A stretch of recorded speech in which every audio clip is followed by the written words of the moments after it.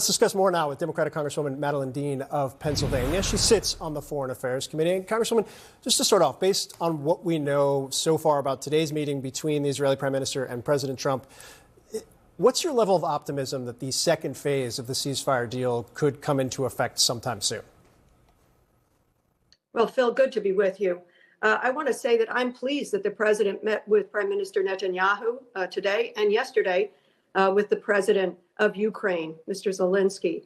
This is important work to be done. So I'm glad that the White House and the administration is focused on these things. My optimism in terms of Mr. Netanyahu and moving into phase two, you should know that I, along with about 90 other members of Congress, late October, early November, wrote a letter to the president urging him to stay focused on the 20-point peace plan for Gaza, for Israel, and for the whole region.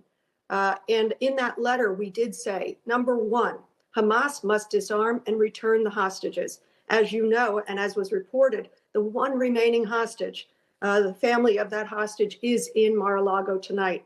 I'm very glad about that. I hope that his remains, or he, if he is still living, will be returned. But what I am gravely concerned about is how Mr.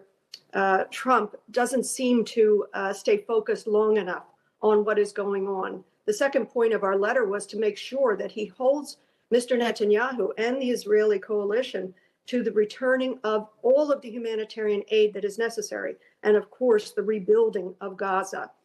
Those things are not happening in the speed and with the required elements that need to take place. So I'm worried about it. I think we all see Mr. Trump through a lens now that we've gotten used to. We've gotten used to his lies and misstatements, saying that Biden got no hostages home, for example. We've seen that Mr. Trump needs so much for flattery. And of course, Mr. Netanyahu arrived today with yet another prize like FIFA. And then what is very worrisome to me is Mr. Trump's misunderstanding of who is what international law really requires.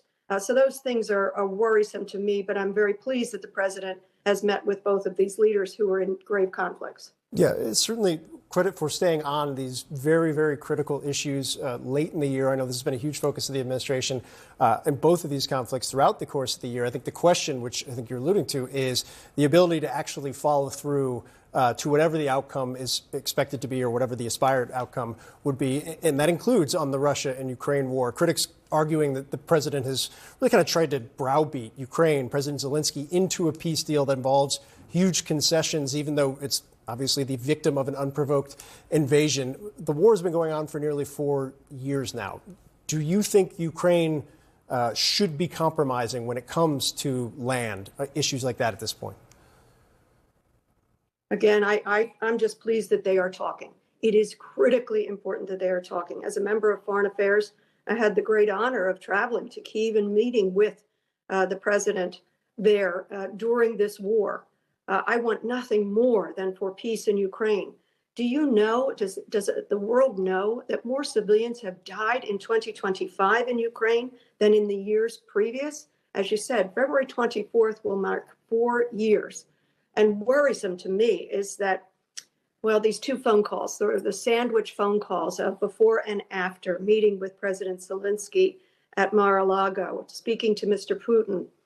Mr. Trump doesn't seem to focus on who's the aggressor here. Again, international law demands that the aggressor be held to account, that the truth be told for all of history, and that Russia pay for its crimes, including the returning of the children. So I'm gravely concerned about that. But I think Mr. Zelensky is quite wise, and we've seen it. And I'm pleased that the president praised his bravery and the bravery of his country. I got to see it up close and personal when I visited there. Congresswoman Madeleine Dean, really appreciate your time. Thanks so much.